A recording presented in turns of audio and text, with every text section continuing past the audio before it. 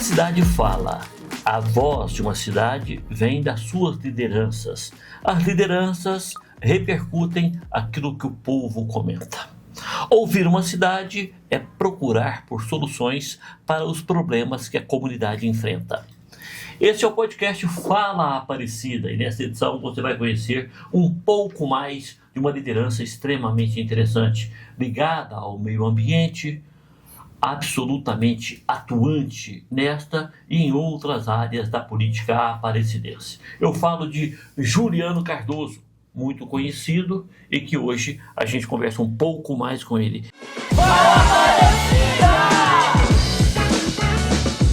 Você veio para Aparecida quando, Juliano? Final de 89, início dos anos 90. Você veio de onde? Bom, eu sou uma salada, né? Eu já rodei um bocado aí, mas eu oriundo de Minas Gerais, da cidade de Montes Claros, onde não conheço, criado numa cidade totalmente assim, bem japonesa, né, que é Suzano, em São Paulo, igual Aparecida e Goiânia, que separa Suzano da capital, é uma avenida. E em 85, aquela crise financeira, uma quebradeira geral no país, em 85, meu pai é aqui de Goiás, né, José Porfírio, da família dos Porfírios de Palmeiras de Goiás. Então, meu pai resolveu voltar para Goiânia, onde estava sua família, né? Em São Paulo era só ele, minha mãe e eu, até então. Meu pai sempre foi do ramo de tinturaria, alfaiataria, né?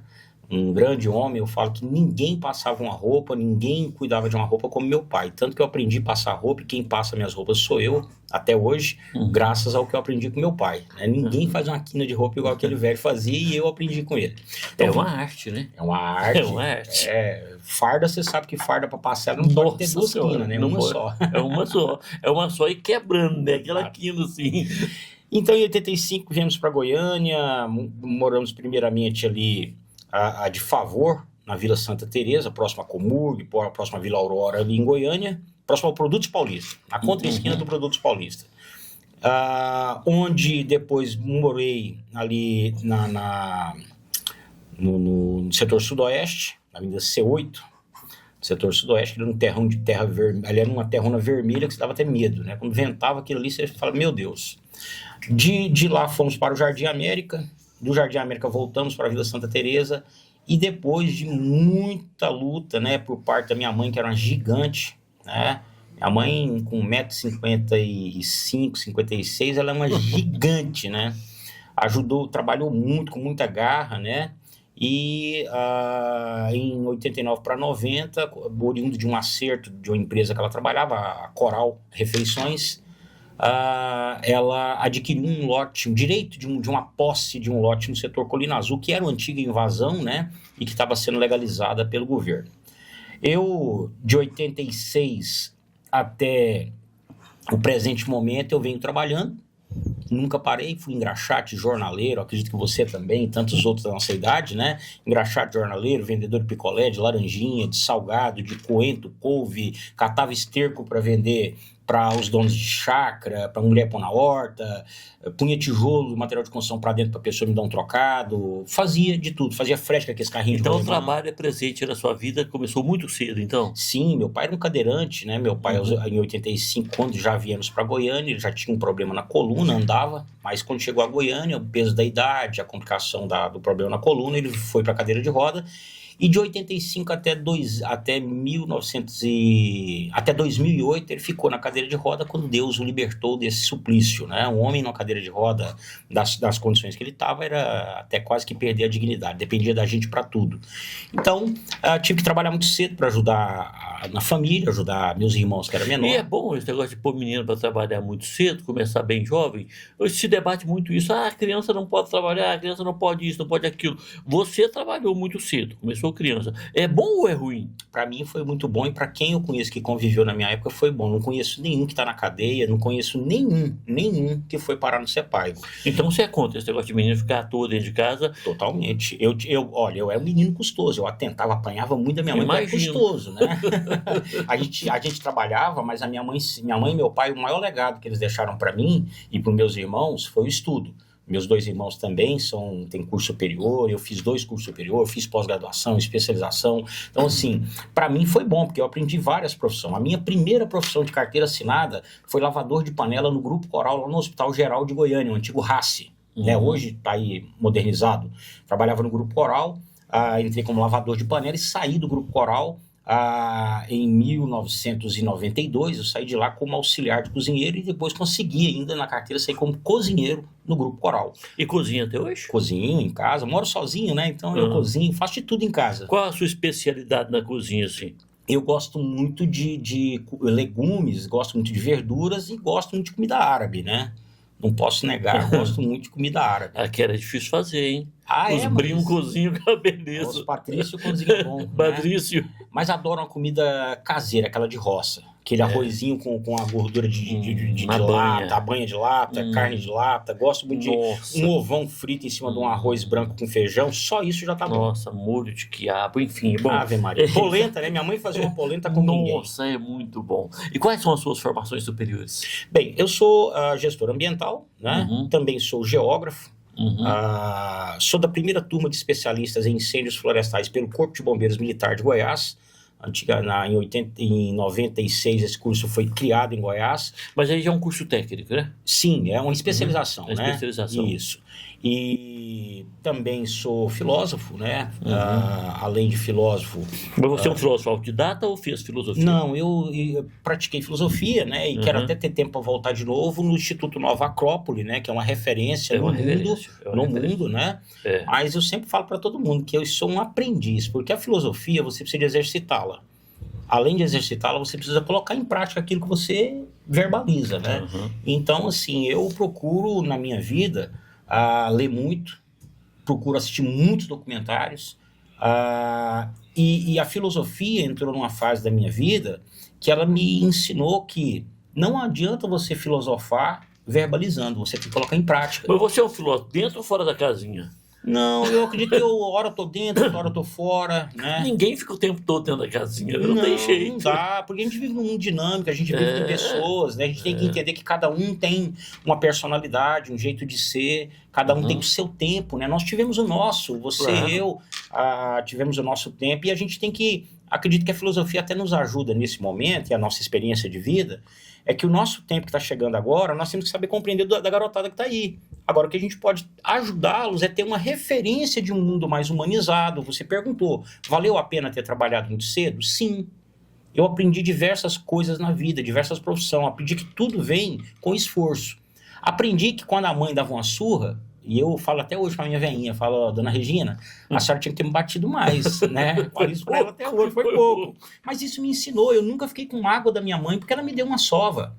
Eu nunca fiquei com raiva do meu pai porque ele me bateu, e pelo contrário, na nossa época, você sabe, um olhado do seu pai, uma raspada de garganta, você fala que a visita foi embora, o pau vai comer. Mas na mesma hora você estava beijando seu pai, sua mãe. Então, a filosofia, acredito que para nós, para você, para mim, para tantos outros, ela acaba que é uma ferramenta que, se você praticar, você começa a aprender a ter um pouco mais de tolerância, a ter um pouco mais de visão crítica, porém aceitar o outro, né?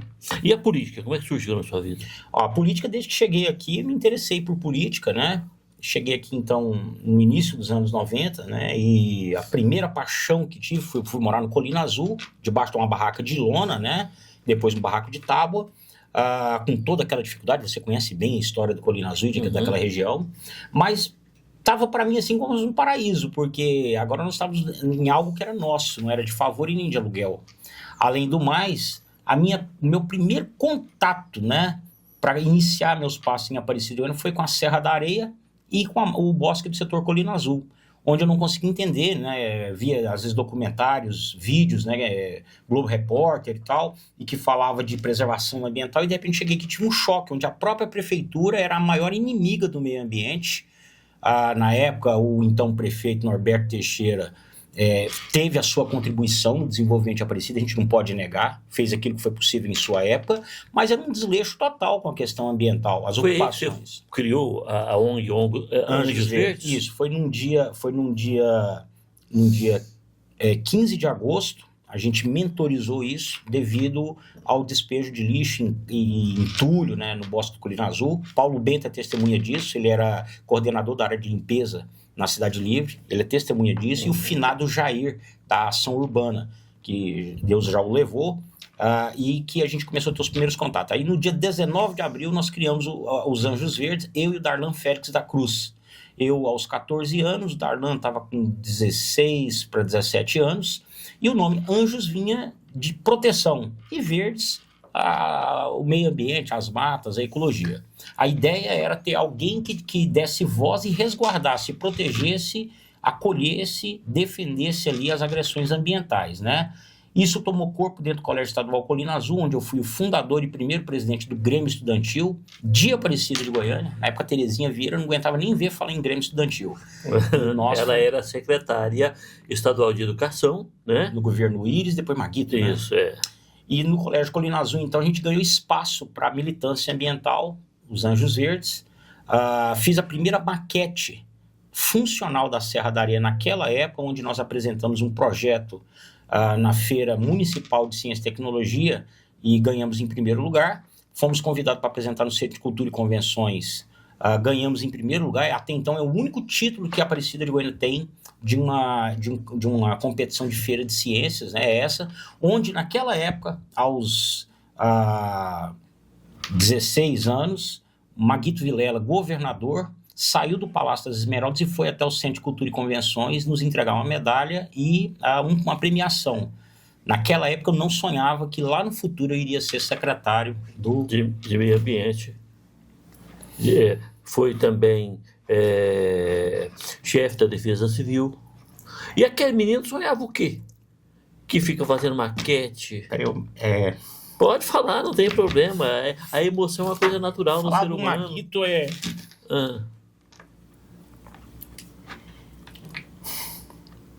Como é que aquele menino tinha na cabeça? Ser condecorado. O menino pobre, que morava debaixo do barraco de lona, funda uma ONG ambiental e dá a essa ONG ambiental um estatuto militar, com comandantes, com comandados, com disciplina, com farda, né? Uhum. Era assim. Aí, de repente, você recebeu uma condecoração do governador do estado. Para a gente foi uma surpresa, porque a própria população de Aparecida, naquela ocasião, tem estudo registrado em fotografias, né? Eu tenho o maior acervo fotográfico impresso de Aparecida, tem 56 mil fotografias impressas, né? Fora as digitais.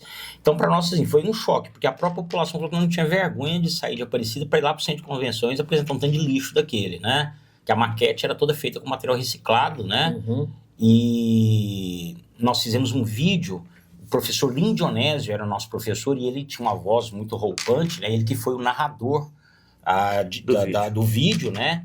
E a gente conseguiu sensibilizar a comissão julgadora, que era da SEDUC, e também do antigo Cefet, né? Hoje não tem mais, hoje é IFG. Julgaram como o melhor trabalho, porque o nome do trabalho era A Urbanização Acelerada Ameaça Serra da Areia. Os bairros estavam chegando na serra, né? O Independência Mansões inteiro eu conheci quando ali ainda era cerrado. Conheci aquilo ali, Serra da Areia, pode ver que o Independência Mansões é todo ondulado, aquilo ali era serra, como Jardim Cascata também, como Nova Cidade, né? Fazia tudo parte da bacia de proteção do Ribeirão Santo Antônio, que é o maior manancial em extensão dessa cidade.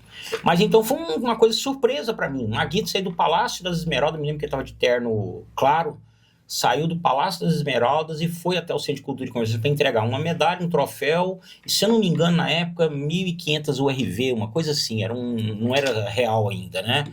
Então, para nós aí nós chegamos ovacionados em Aparecida, demos entrevista no antigo jornal Aparecida de Goiânia hoje, da Deja Moura e Ricardo Moura, voltamos para o colégio e aí os Anjos tomou um embalo maior, onde criamos estatuto, né, regimento interno, e a coisa deu uma decolada e nós começamos a atuar de maneira mais forte na defesa da Serra da Areia, dos mananciais, e entramos em choque político com o atual prefeito da época, né, que era o senhor Norberto Teixeira, que meio ambiente para ele nada era a mesma coisa na época, ou seja, não era o foco da gestão, como não é até hoje. As únicas duas gestões que tiveram um foco um pouquinho voltado para o meio ambiente foi o Ademir Menezes e o Maguito Vilela, né? O resto a gente não teve, assim, ninguém nunca que teve uma atenção própria, específica com isso. Um respeito. O que tem daquele menino no depois secretário municipal de meio ambiente, no depois chefe da Defesa Civil Municipal. O que tem daquele menino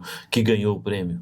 Bom, tem ainda a mesma consciência e a mesma fé naquele início de caminhada. Eu sempre fui uma pessoa que eu nunca me deixei levar. Hoje em dia é um tal de bullying, né? Na nossa época não tinha essas coisas. Então, sempre tive as chacotas, sempre passei pelas perseguiçãozinhas, briguinhas de colega, mas isso nunca me abalou. Eu sempre levava na esportiva e tal, e saí na frente, sempre com fé e acreditando que, como meu pai e minha mãe falavam, só tem uma coisa que vai te tirar da vida de dificuldade: estudar. Então, mesmo que eu trabalhava, minha mãe obrigava eu a estudar, meu pai também. Minha mãe chegava do serviço 11h30 da noite, e eu olhava se meus cadernos estavam feita a tarefa, não estava, tomava uma surra deitado, dormindo. Eu levantava e ia fazer tarefa, para no outro dia estar com a tarefa pronta. Então, isso tudo, a minha esperança, o Juliano de ontem é o mesmo Juliano de hoje, no que diz a vontade de fazer, de acertar, de querer crescer. Porém, com mais experiência. Eu falo que se eu tivesse a experiência que eu tenho hoje lá atrás, eu acredito que talvez muita coisa teria dado mais certo ainda. E os sonhos? Continuam? Continuam os sonhos. Você continua sonhador? Sim, eu acredito que o sonho, tudo que existe na vida, esse microfone é fruto de um sonho de alguém. Essa caneca que nós estamos aqui hoje é fruto do sonho de alguém. O Kleber Ferreira é fruto do sonho de alguém. Não é um acidente. É um projeto de Deus, mas que é o sonho de alguém.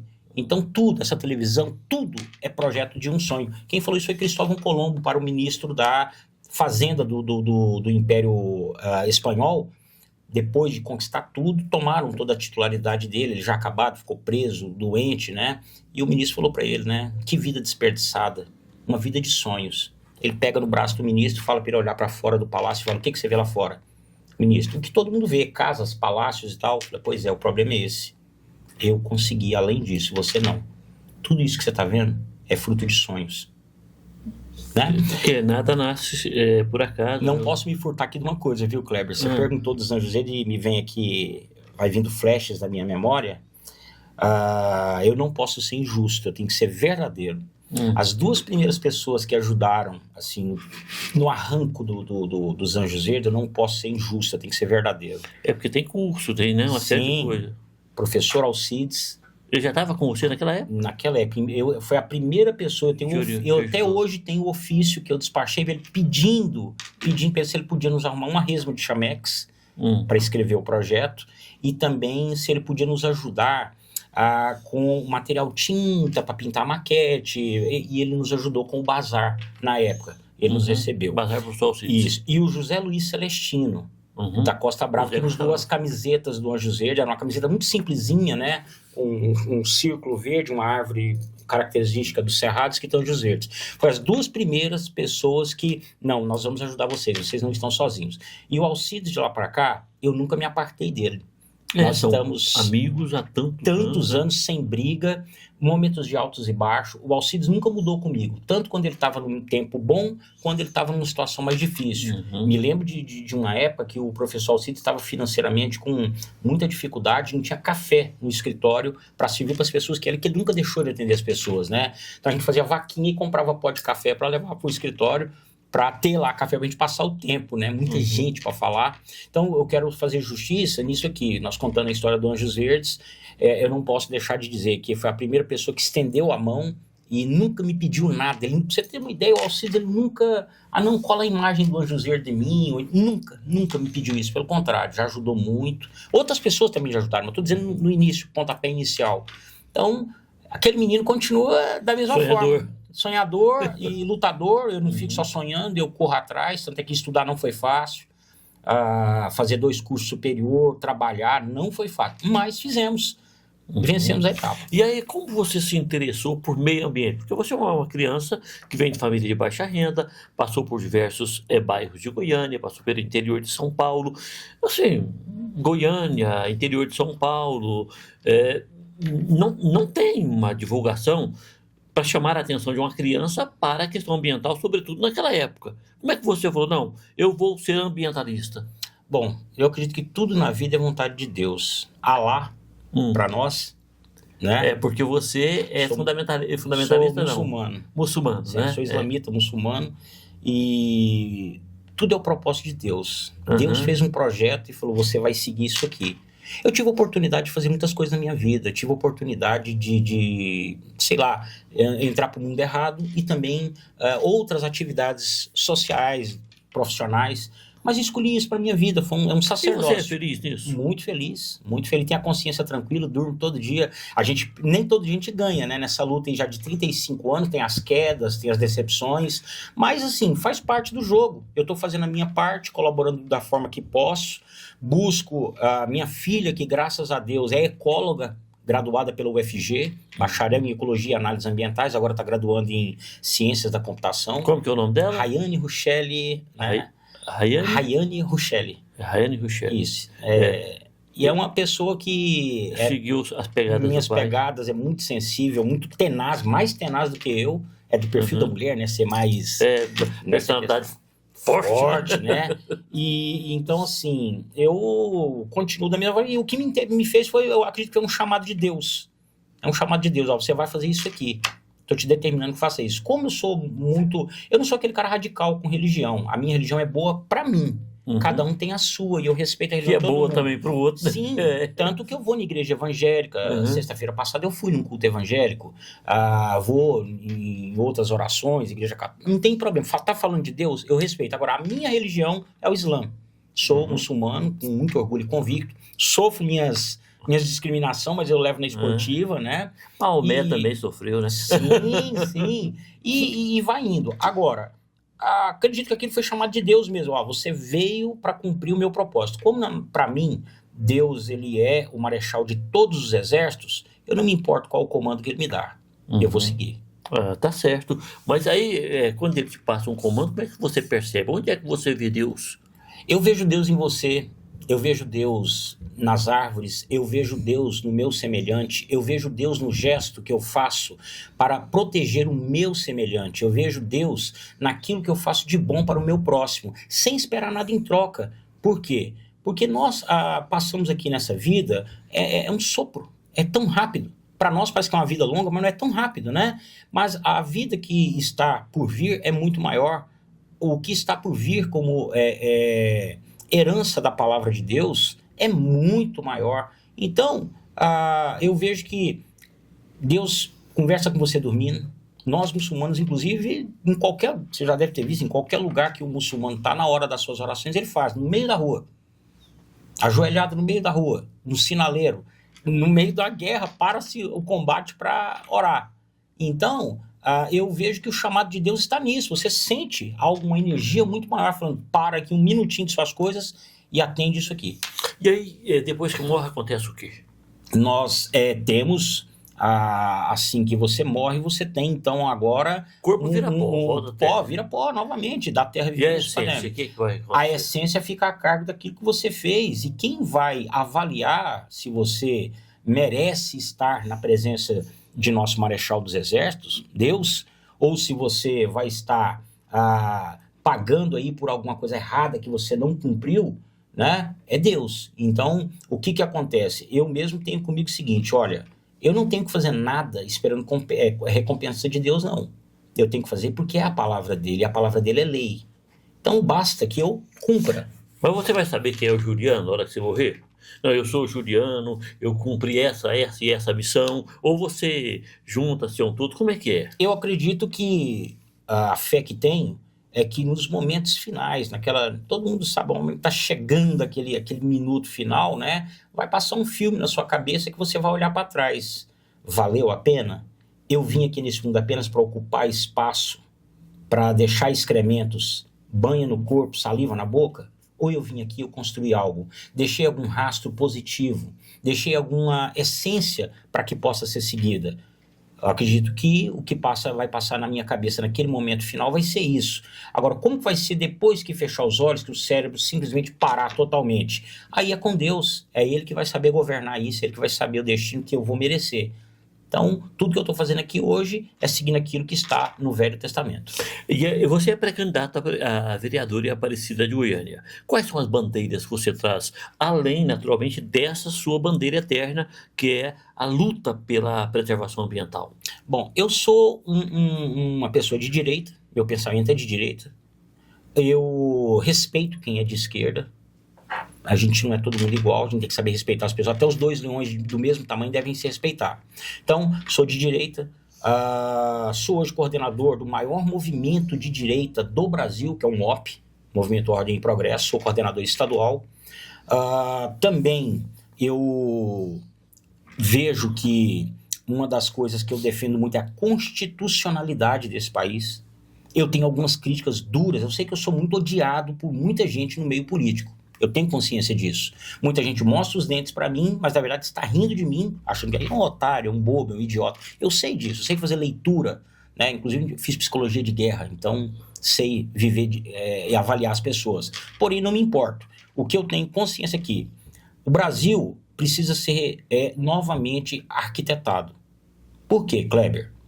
Eu fico doente quando eu vejo um cara que é candidato a qualquer cargo eletivo. Se eu chegar lá, eu vou fazer isso, eu vou fazer aquilo. Vai fazer nada. Porque na política você só faz o que a lei permite e o que as conveniências políticas daquele momento arquitetam. Você chega no Congresso Nacional, na Assembleia Legislativa, ou nas assembleias, nas câmaras de vereador, você só tem o seu voto. Você não tem o voto de mais ninguém, só o seu. Você precisa de aceitar o seu companheiro com o projeto dele do jeito que for, senão ele não vota no seu projeto. Então aquilo ali é uma salada. Essa construção interna ali é uma baderna. Então, o que o Juliano acredita? Nós não precisaríamos de fazer nenhuma nova lei, porque se a Constituição está aí, ela deve ser cumprida. Ela não tem que ser, eu gosto, não gosto. Não. Enquanto ela estiver em vigor, tem que cumprir. Que cumpra-se a lei. E pare de, o projeto de lei é meu. Não, agora tira aquela lei e faz essa aqui, porque vai ser eu que sou o autor dela. E faz outra lei, e faz outra... O Brasil é uma baderna, não tem segurança jurídica. O que vale hoje pode não valer, de manhã pode não valer à tarde, porque basta ter as conveniências políticas, se troca tudo. Então, isso atrapalha o mercado, atrapalha quem quer investir, atrapalha a vida do cidadão. Posso ou não posso comprar essa terra aqui? Ela vai ser minha ou à tarde o cara vai invadir, eu tenho que aceitar porque vai mudar a lei. Então, eu sou de direita, sou constitucionalista, sou republicano, cívico, não sou do Partido Republicano não, tá? Sim. Sou republicano. Sou constitucionalista, cívico, ordeiro, tenho muita, mas muita fé e defendo as Forças Armadas, sou armamentista, tá? Até aqui no seu colar, né, uma das suas correntes tem 3 balas. Exatamente, estou aqui com 3 munições, né, uma munição 223, que é de calibre russo, que é o mesmo 5.56 americano, 2 9mm, uma granada, tá aqui também o símbolo de nossa confraria, né, e também um fuzil, um AK-47 no pescoço. Eu sou armamentista, sou atirador, sou filiado ao CAT, o melhor clube de tiros que tem em Goiás, e defendo que o cidadão de bem deve ter uma arma, mas a punição para ele, se ele errar, deve ser triplicada. Cometeu qualquer deslize, por que quer que seja, a punição tem que ser triplicada. Agora, ele deve ter sim, ele deve ter o direito a ter. Mas a arma resolve o quê, na sua avaliação? Olha, Kleber, o cidadão que tem uma arma consciente, com sua posse, legalizada, cumprindo tudo que a lei manda, e ele sendo uma pessoa equilibrada, um mala pensa 2 vezes antes de entrar na sua casa, na sua propriedade. Eu posso dar sorte, mas posso dar azar também. Se eu souber que todo mundo tá armado, ele não vai lá, né? Exato, ele vai falar assim, pode ser que eu entre lá e dê sorte de matar o cara e pegar a arma, mas também pode ser que ele me pegue. Então, como para mim o direito à vida é sagrado, eu tenho o direito de defender minha vida, eu não quero matar ninguém, mas também não quero morrer pelas mãos de ninguém. Então, se eu tenho o direito de me defender, agora, a arma não mata ninguém. Põe uma arma em cima dessa mesa aqui e deixa ela aqui para ver se ela mata alguém. É um instrumento de trabalho que os policiais usam, que as Forças Armadas usam, que o bandido, bem à vontade, né, no Brasil, tem muita regra para quem usa a arma de maneira legal, mas a turma do morro aí, as quadras, usa a arma do jeito que quer e ninguém controla, fica assim, o dito pelo Benedito.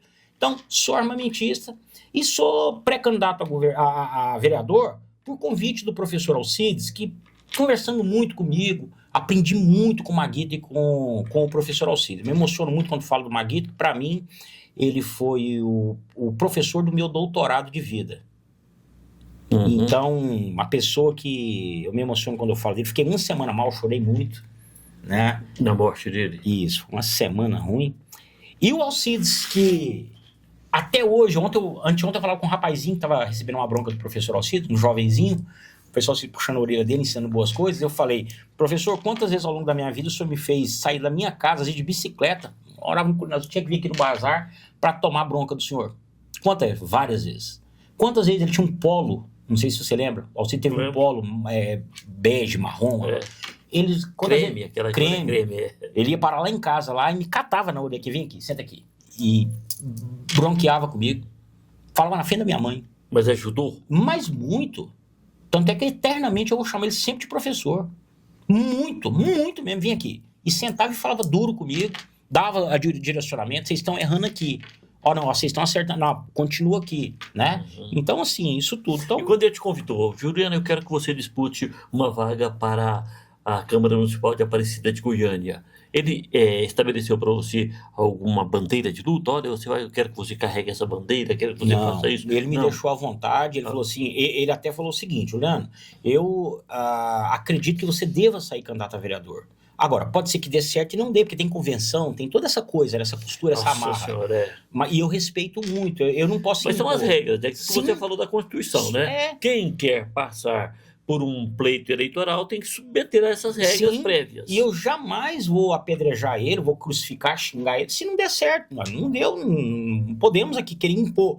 Agora, ele falou para mim, Juliano, eu acredito que seria bom, tanto para a causa ambiental, quanto por muita gente me rotula como ambientalista. Sou sim, um ativista e militante ambiental e sou também graduado, sou especialista na área. Porém, eu também sou urbanista, eu luto pela questão do urbanismo, tive à frente da Defesa Civil por muitos anos. Veja só, Kleber, além de ambientalista, de secretário de Meio Ambiente, eu fui presidente do Banco do Povo, fui o último gerente do Banco do Povo de Aparecida, fui fundador da Agência de Saneamento Ambiental de Aparecida de Goiânia, que é a antiga ASA, que foi extinta. Fui gestor de limpeza pública em Aparecida. Peguei o aterro sanitário na condição de lixão. Em 3 meses entreguei ele como aterro sanitário, não sozinho. Foi com a equipe muito boa que eu tinha, que o Maguito me deu liberdade de criar. Fui secretário de Meio Ambiente, fui o criador e por 15 anos eu fiquei à frente da Defesa Civil, onde foi tida como a melhor defesa civil do Centro-Oeste. Tanto que todas as outras defesas civis municipais de Goiás são cópias oriundas da Defesa Civil de Aparecida e que eu ajudei a criar, de Goiânia, de Senador do Canedo e de várias outras cidades, com muito orgulho. Sempre com aquela questão, se eu algo acertei ao longo desses órgãos que eu passei, eu não acertei sozinho, eu tive uma equipe boa que fizeram a grandeza, como dizia, né, Alexandre, se me fiz grande é porque eu apoiei no ombro de gigantes. Eu tinha uma equipe gigante do meu lado, eu apenas regia. E quem fazia o trabalho, quem fez a grandeza foram os meus colegas que trabalhavam comigo. Como você também, que é um jornalista, e por onde você passa, eu só escuto isso. Olha, aqui o jornal dá certo, ó, aqui a emissora vai indo bem, ó, aqui... Porque o Kleber, ele é aquele maestro que ele sabe reger a nossa equipe. Então você tem também essa... Eu tenho muito isso. Também aprendi contigo, porque... Coisa boa. Quantos anos? Eu conheci o Kleber de cabelo preto ainda. Nossa, e o Kleber também já puxou minhas orelhas também, viu? Muitas vezes. Já. Juliano, você, um dos seus focos de vida mesmo, de dedicação mesmo, é a Serra das Areias, né? Você tem ali muitas gotas de suor derramadas lá dentro, muitos dos animais silvestres que ainda sobrevivem ali devem àquela sobrevivência, à sua luta. Como é que está a Serra atualmente? É lamentável, é lamentável. Ela está dando seus últimos suspiros. Das 14 cachoeiras, restam 3. Restava 4 até pouco tempo, restam 3. Agora uma já foi. Já foi. 9 mananciais em Aparecida de Goiânia estão extintos. Eu, se você me permite, até quero ser um pouco mais ousado. Tem uma turma aí que fala que está defendendo uma nova política com práticas velhas, né? Tem uma turma aí que arrasta papo, mas nunca topou um debate comigo na televisão, uma bancada como essa aqui. Eu chamo eles todos do lado de lá e eu sozinho de cá. São destruidores da natureza. A prefeitura, no molde que ela está hoje, ela é a maior inimiga do meio ambiente. Ela cobra aquilo do cidadão que ela não faz. E aquele cidadão que faz errado, se for amigo do rei que está com o poder na mão, ele é protegido. Há uma máfia gigantesca dentro da prefeitura de aterramento, de erosões, margens dos córregos com lixo e entulho. Gente ganhando gordo. Isso é um erro, né? Muito grande. Mais do que erro, é um crime, está escrito. Não foi eu que fiz a lei é feita no parlamento, a gente só tem que cumprir. O Gustavo Mendanha destruiu tudo que o Maguito construiu. Eu tô falando isso aqui, eu falaria olhando no olho dele. Esse dia ele encontrou comigo na farmácia, me cumprimentou, aquela cara parecendo coalhada, né? ok, cumprimentei ele, que tratar as pessoas com educação é um dever nosso. Mas ele é um destruidor de Aparecida. Ele tenta manipular todo mundo. Ele pegou o Vilmar, para mim, ele é um incapaz como gestor. Ele pode ser muito bom no parlamento com as pirraças dele, os teatros que ele faz. Mas como gestor público, ele é incompetentíssimo. E ele era um fantoche. Ele é um fantoche na mão do Gustavo. E o Gustavo agora está fabricando um outro cara, e que ele diz que também é o melhor. Peraí, mas todo mundo ele fala que é o melhor, é o pior. Ele falou agora recentemente que o professor Alcide devia ficar em Brasília como... Por que ele não ficou na cadeira de prefeito cumprindo o mandato dele? Ele é um demagogo. E agora está metendo a colher de pau dele em senador Canedo, em Goiânia. Ele se acha a pessoa mais influente política em Aparecida. Mas voltando para o meio ambiente, Gustavo chegou ao ponto de a gente fazer um esforço técnico para entregar para ele um programa chamado Ações Ambientais Integradas. O Cláudio Everson era o secretário de Meio Ambiente e eu estava na Defesa Civil. Passamos 2 anos lutando com isso, fizemos um diagnóstico, uma ressonância magnética, uma radiografia do meio ambiente de Aparecida, encadernado, colocamos no auditório da ASEAG mais de 60 doutores, PhDs, professores das universidades da Grande Goiânia, UFG, Católica e as demais, Unifam. No meio do evento, todo mundo achando que o Gustavo ia falar de meio ambiente, ele começa a falar que ele está revitalizando praça, que ele inaugurou tantos bairros com asfalto e tal. Ficou todo mundo olhando um pouco, mas o que esse cara está fazendo aqui? Ele está falando para a plateia de técnicos ambientais, ele vem falar de asfalto, Ficou todo mundo tentando entender o que aquele perdido estava fazendo lá, né? E nunca pôs para frente isso. Então, assim, Kleber, o meu foco é sim a Serra da Areia, defendê-la, embora a Serra da Areia não é um parque público. Tem gente que acha que aquilo é um quintal. Eu posso vir para lá, Serra da Areia Não. Serra da Areia é uma APA, Área de Proteção Ambiental, igual a APA do João Leite, só que ela é privada. São 136 propriedades privadas que compõem a serra. Aí tem gente, porque as pessoas não sabem nem o que é a Aparecida de Goiânia. E fala que vai ser vereador, Aparecida de Goiânia, o que é Aparecida? Oriunda de 2 fazendas. Se você pegar lá no cartório Antônio do Prado, em Campinas, ou lá em Hidrolândia, todos os bairros de Aparecida, você pegar a certidão de inteiro teor, todos os bairros, você vai ver que a certidão aparece lá, Fazenda Santo Antônio ou Fazenda Lajinha. Todas. Aí foi desmembrando, vendeu, fez loteamento e tal, mas todas. Então, aí tem que falar, mas como assim a Serra da Areia? A Serra da Areia é particular, que lá já foi fazenda. Sabe quem foi o primeiro dono da Serra da Areia? Sabe o restaurante do Zé Gatão? Sim. Um antepassado dele era o dono daquilo ali, ele me deu de presente a escritura da Serra, não tem valor jurídico nenhum mais, é só histórico. Ele me deu a escritura do que era a Serra da Areia. Era a fazenda do bisavô dele, era avô. Seu Luiz Batista foi dono da maior parte da Serra da Areia. O Edmar, da Caviterra, é dono do estágio 1 aqui, ele é dono de 60% dela. Fábio Rassi é dono de uma ponta ali perto do Jardim Cascata. Luiz Teófilo, que já foi vereador, é dono de um sítio. Eu tenho uma propriedade. Coronel Catayama é nosso vizinho lá também. A família Coledino, que é do Balneário Lajinha, tá lá desde 1950, é deles. Então tem gente que sempre fala, eu vou pra Serra. Mas como assim eu vou pra Serra? Lá não é seu quintal. A prefeitura, inclusive, vem ganhando dinheiro do governo do estado através do ICMS ecológico, dizendo que preserva a Serra da Areia. Quem tem que ser bonificado é os donos de terra que preservam, porque a prefeitura não preserva nada lá, não. A prefeitura se omite. Mas esses donos não estão cometendo aí um desleixo ao deixar, por exemplo, as cachoeiras acabar? Bom, Kleber, veja bem. Hoje é muito difícil. Você é proprietário rural, você sabe quanto é difícil ser dono de propriedade rural, né? O cara resolve cortar uma cerca sua ali, se você falar que a cerca é sua, né? Não tem direito nenhum para isso, não. Hoje os proprietários são refém. A população dá na telha de subir a serra para fazer o que quiser, e ai dele que falar, eu sofri isso. Eu fiquei famoso aí um tempo desse atrás nas redes sociais, porque o pessoal cortou minha cerca e entrou, eu vim para cá para tomar banho. Então, é muito difícil. Então, a pessoa até tenta. Hoje, o proprietário rural não é inimigo do meio ambiente. Ele tenta preservar, porque ele sabe que o córrego, a água, precisa das matas. Mas ele não tem ajuda do poder público. O poder público quer ganhar igual o ICMS ecológico, boa parte dele, que é oriundo da preservação da serra. Não é a prefeitura que preserva. Agora mesmo tem um monte de acampamento lá em cima da serra. Nós denunciamos nas redes sociais e fizemos um protocolo no Ministério Público. O cara, numa igreja aqui do Papilão, foi desmatar lá em cima da serra, tá lá, e barraca, fogão, diabo quatro. E esse pedaço lá não tem dono, não? Tem dono. E o dono não falou reagiu? que já pediu para tirar e tal. A atual secretária do Meio Ambiente, que foi colocada pela Valéria Peterson, que por sua vez é indicada e protegida do Romeu Ivo, são estranhos no ninho, né? E são prevaricadores, são omissos. não parte para cima das agressões ambientais, por quê? Porque sempre tem alguém que está ganhando com isso. Tem um vereador que protege o cara que está agredindo o meio ambiente. A antiga descoordenadora de fiscalização do meio ambiente, nós apelidamos ela de Dama do Lixo.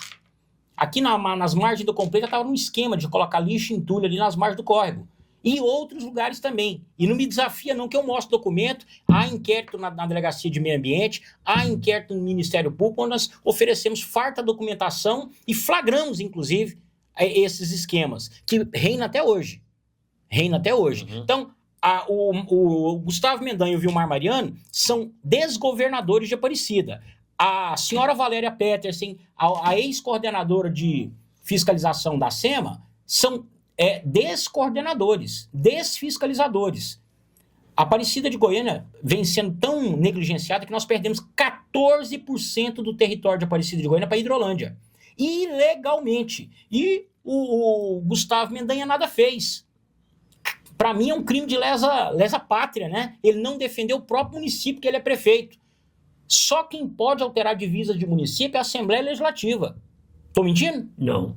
Exército não pode. O Exército veio aqui mudar a toponímia de um córrego, mudar o nome de um córrego e não mudar as divisas geográficas da cidade. Mas o antigo Tiago Peixoto, juntamente com o Osair José, juntamente com Gustavo Mendanha, justamente com as autoridades do município, permitiu que Hidrolândia pegasse 14% de Aparecida de Goiânia e entregasse para Hidrolândia, né? Sem lutar a revelia da lei, a revelia da constitucionalidade. Então eu defendo a Serra da Areia.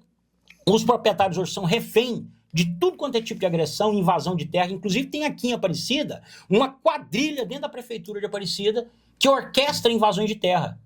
E depois, para criar um lobby social, não, põe o nome do pai do fulano, que aí põe o nome do pai dele, ele vai ajudar a defender a bandeira dentro da prefeitura para poder legalizar aquilo que é dos outros.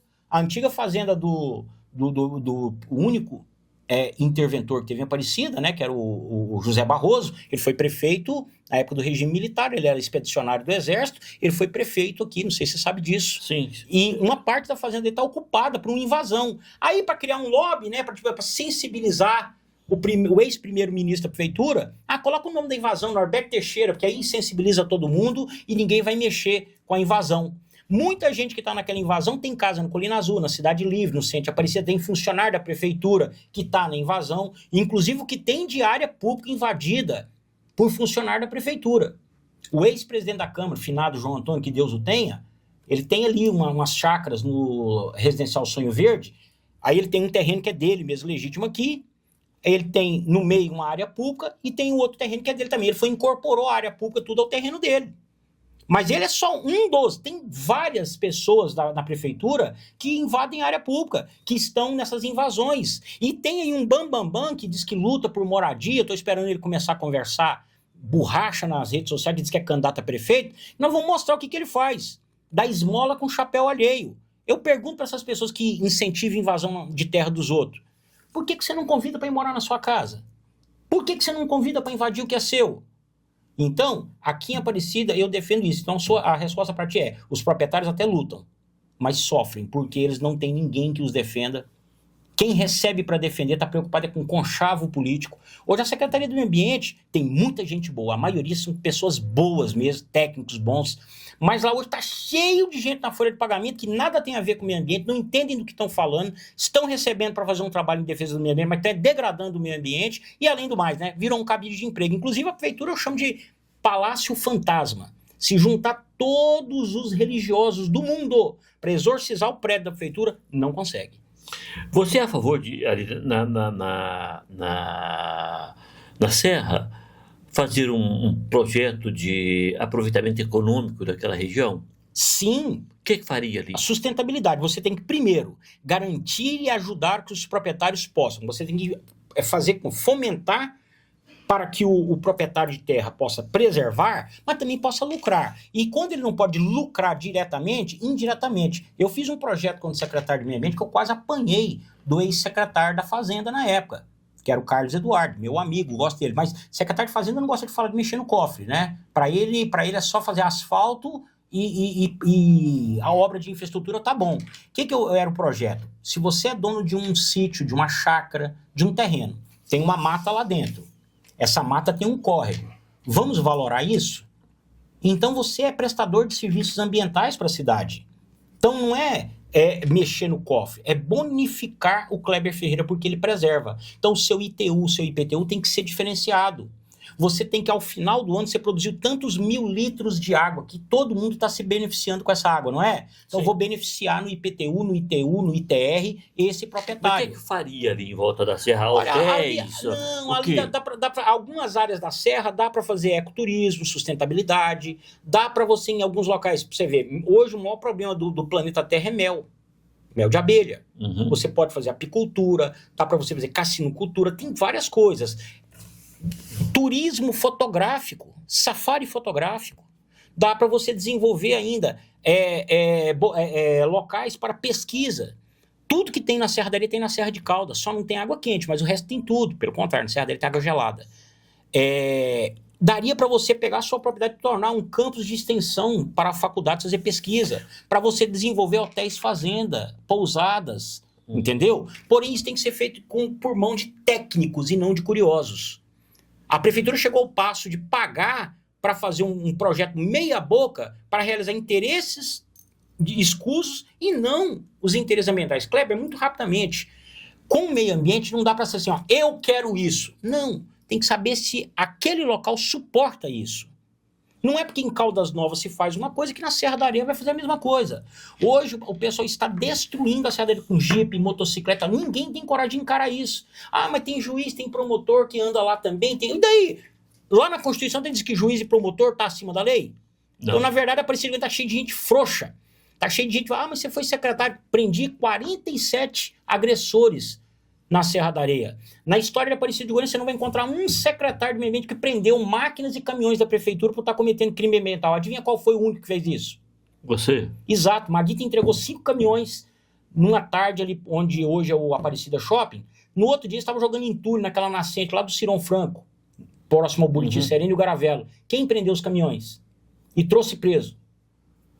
Você. Exato. Então, aqui em Aparecida, na verdade, é uma terra de ninguém. Agora, tem uma turma aí que se beneficia do poder para se enriquecer. Sabe aquela empresa Transportes Bandeirantes, que está ali no anel viário, nas margens do Ribeirão Santo Antônio? Senhor Gustavo Mendanha, o senhor foi o maior omisso. O senhor sabe muito bem o nome na razão social. Tem uma pessoa de nome Mendanha que aparece como sócia daquela empresa que aterrou aquele brejo, que ocupa aquela área de proteção ambiental no seu governo, e que o senhor não teve coragem de chegar em mim, mandou um emissário, pedir para mim sair do caso, né? E eu falei, fala para ele vir falar para mim, e eu não saí. Tanto que foi indiciado o ex-secretário de Meio Ambiente da época, por crime ambiental, e tem um processo na justiça, porque a lei não permitia que fazesse aquilo ali. Então aqui tem muito disso. Que tem? Quais animais que ainda tem na Serra que estão em extinção? Na Serra, tanto você pode encontrar onça sussuarana, onça pintada, mas não é que eles habitam ali. Eles estão transitando, estão passando por ali, fica alguns dias e vai embora, porque está sendo agredido. Mas você encontra tamanduá-bandeira, tamanduá-mirim, a cotia, coati, você encontra cateto, você encontra, por incrível que pareça, na divisa da Serra com Hidrolândia, tem até agora, infelizmente, o javali, que virou uma praga, né? E é agressivo ao meio ambiente em todos os aspectos, agressivo até para o ser humano. Nós temos lá também diversos pássaros, nós temos macaco bugio, macaco calitrix, macaco prego, nós temos ali aves como arara, ararinha, arara maracanã, nós temos ali também as corujas, corujas, tem muita, tanto tem a titualba, que já se habituou ao meio urbano, quanto você tem a buraqueira, quiruá, a coruja, o corujão, né, de orelha, você tem ali também mutum, raramente você vê, mas ali na passada do Balneário Lajinha você vê mutum, né, veado campeiro. Então você ainda tem isso, não quer dizer que ele está 24 horas ali, porque as agressões são as mais diversas. Um lugar que está cheio de gente andando, gritando, andando de moto, de jipe e tal, esse animal não vai ficar ali. Então ele passa por ali, fica um tempo, sentiu uma agressão, ele vai migrar. Nessa migração ele é atropelado, ele é caçado, ele é predado por outro animal. Então, infelizmente, tem isso. Aparecida tem jeito? Tem.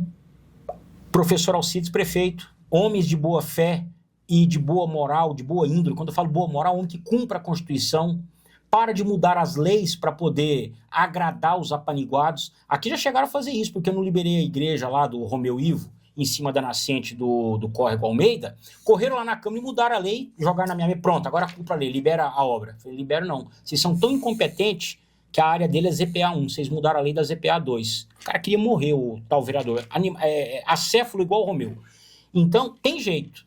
Primeiro, é minha opinião. Se eu fosse hoje candidato a prefeito, se hoje falasse assim, Júnior, você é prefeito de Aparecida, qual que seria a secretaria mais forte do seu governo?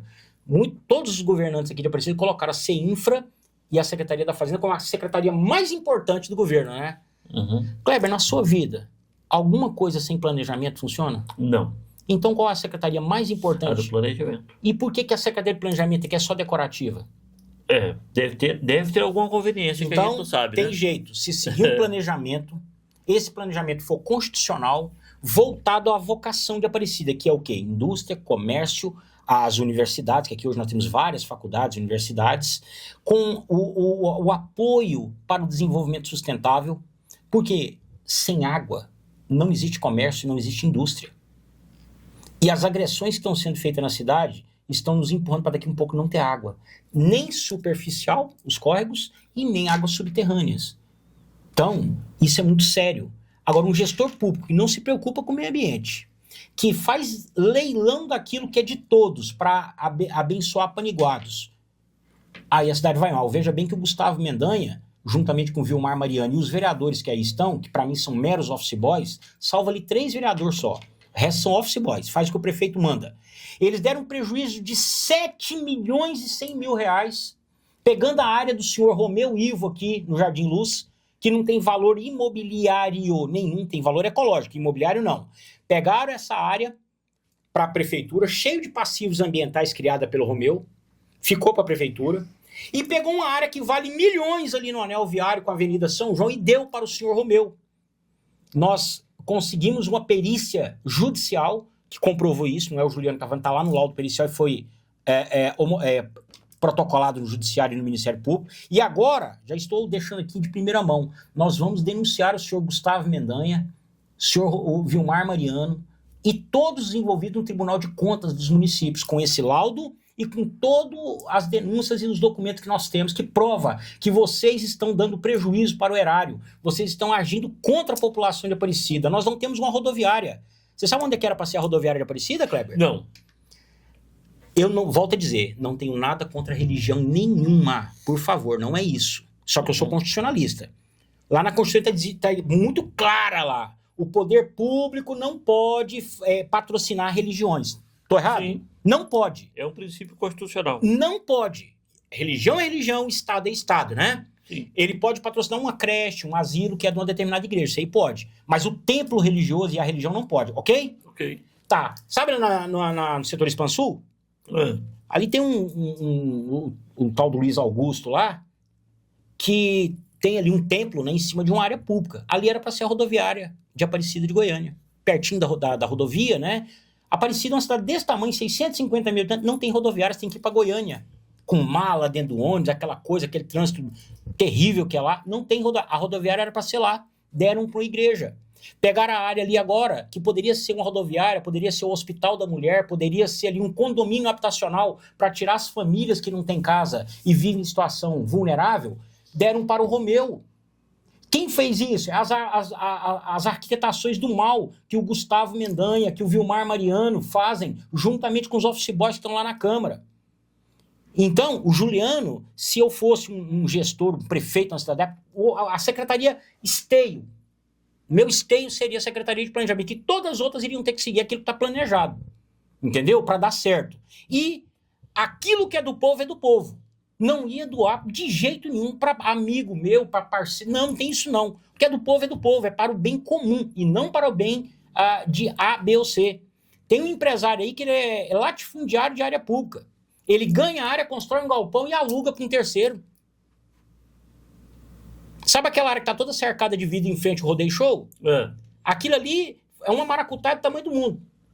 Tem um inquérito com mais de 112 áreas públicas, ou na mão de igrejas. Aqui, inclusive, no Monsenhor Espírito tem uma casa do pastor, que é em cima da área pública, uma praça, né? Ou então, estavam doadas para empresários. Só que os empresários, se o cara pega uma área e vai gerar emprego e renda, ok, né? Tá? Pelo menos está desenvolvendo. Mas não, ele constrói um galpão e aluga para alguém. ficando milionário à custa de áreas públicas. Agora, por que será que só 2 empresários que ganham a área pública para construir galpão em Aparecida? O que tem por trás disso? Pegaram a área que o Maguito destinou em decreto, que ela só poderia servir para leiloar e o dinheiro do leilão equipar a Câmara de Vereadores, a nova Câmara. Será por que foi doada para um empresário amigo dos amigos? E o porquê que essa cidade aqui, as pessoas que estão lá na prefeitura entendem assim, não, eu tenho um cheque em branco para fazer o que eu quero. Não. Você está aqui como síndico, para cumprir a lei e fazer o bem para o povo. Então, é isso, né, que eu falo que seria a Aparecida tem jeito. Por que eu falo Alcides, prefeito, e vou terminar aqui a minha fala e deixar você à vontade? Porque o professor Alcides é um bom empresário. Um homem que começou como professor, montou uma salinha como um pequeno bazar. Ele conseguiu fazer disso ao longo da sua vida, como bom gestor, bom empresário, bom ser humano. E olha que ele doa coisa para os outros, para ajudar. Poderia falar, não, doar coisa para os outros. E ele conseguiu fazer o que hoje? O Bazar Professor Alcides está presente em várias cidades goianas e até fora de Goiás. Conseguiu montar uma pequena escolinha, dessa escolinha um colégio, que eu fui aluno. Desse colégio, uma faculdade, da faculdade um centro universitário que está presente em Aparecida e em várias outras cidades. Um homem que sabe gerir. Se o professor Alcides gerir a Aparecida de Goiânia como ele gere as empresas dele, aí ninguém segura essa cidade. E aí, Kleber, uma vez... Só para não me furtar falar isso para quem estiver ouvindo o nosso podcast. Uma pessoa pediu para me votar no Gustavo para governador quando abandonou a prefeitura para ser candidato a governador. Não, mas vota, vamos ajudar o Gustavo e tal. Eu olhei para ele e falei assim, fulano, tenho muita liberdade contigo. O senhor é empresário, o senhor tem suas empresas, não tem? Ele, sim, tal, é. Você colocaria sua empresa na mão do Gustavo Mendanha para ele gerir ela para você, do jeito que ele gere a prefeitura? Ele fez assim para trás. Mas é diferente. Falar, porque é o do povo, o que é do povo vocês podem fazer do jeito que vocês querem, né? Não vou votar. Agora, por que eu dedico, nesse momento, meu tempo, sendo pré-candidato, mas se eu também não for pré-candidato, a gente entende? Por que eu me dedico a ajudar, ver se a gente consegue levar o professor Alcides para a prefeitura? Para libertar essa cidade. Para libertar. Fazer uma faxina. Agora a gente tem que tomar cuidado, porque tem uma turma aqui que desde 1985, seja quem estiver governando, eles estão dentro da prefeitura. Eles são igual bicho de pé. Eles vão devagarzinho aqui, eles têm uma tática de dividir para governar. Eles dividem a equipe que está tentando ganhar, que está mais forte, para poder tentar se permanecer no poder. E isso a gente está tentando ajudar o professor Alcides, né? Ele é inteligente pra caramba, não deixa isso acontecer. Esse foi o podcast Fala Aparecida. Hoje nós conversamos com Juliano Cardoso. É o comandante Juliano da ONG Ambiental Anjos Verdes. É o ambientalista Juliano Cardoso, é o geólogo Juliano Cardoso, é o filósofo, é essa figura do povo, é esse aparecidense desde 1995, militando na cidade, aqui nessa área ambiental e na área política também. Você pode acessar outras edições do Fala Aparecida aqui mesmo no nosso canal. Até a próxima edição.